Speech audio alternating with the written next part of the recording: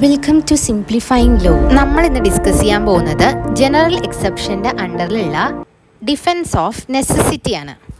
Defence of necessity section 19 BNSൻ്റെ അണ്ടറിൽ പറയുന്നത് ചില ഹാംഫുൾ ആയിട്ടുള്ള ആക്ടിനെ അലൗ ചെയ്യും. എന്തിനു വേണ്ടിയിട്ട് അലൗ ചെയ്യുന്നത്? ഒരു ഗ്രേറ്റർ ആയിട്ടുള്ള ഹാം വരാതിരിക്കാൻ വേണ്ടിയിട്ട്, അല്ലെങ്കിൽ അത് പ്രിവെൻറ്റ് ചെയ്യാൻ വേണ്ടിയിട്ട്. അതിനുള്ള കണ്ടീഷൻസ് എന്തൊക്കെയാണെന്ന് നോക്കാം. ഫസ്റ്റ് കണ്ടീഷനാണ് ഗുഡ് ഫെയ്ത്തിലായിരിക്കണം നമ്മൾ ചെയ്തിട്ടുണ്ടാവേണ്ടത്.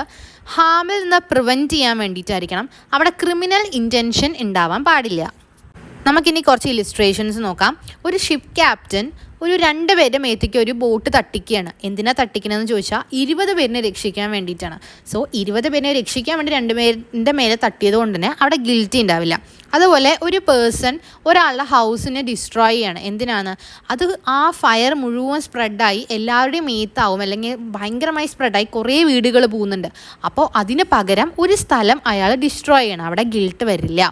Prisoner escape jail to avoid burning to death. അതായത് തീയിൽ നിന്ന് രക്ഷപ്പെടാൻ വേണ്ടി, അത് തീ തട്ടിക്കഴിഞ്ഞാൽ മരണപ്പെടും അല്ലെങ്കിൽ തീപിടുത്തം ഉണ്ടായ സമയത്ത് പ്രിസണർ ജയിലിൽ ചാടി. അതൊരു കുറ്റമല്ല, കാരണം അയാളുടെ ഹാം വരാണ്ടിരിക്കാൻ വേണ്ടി പ്രിവെൻറ്റ് ചെയ്യാൻ വേണ്ടി ചെയ്തതാണ്.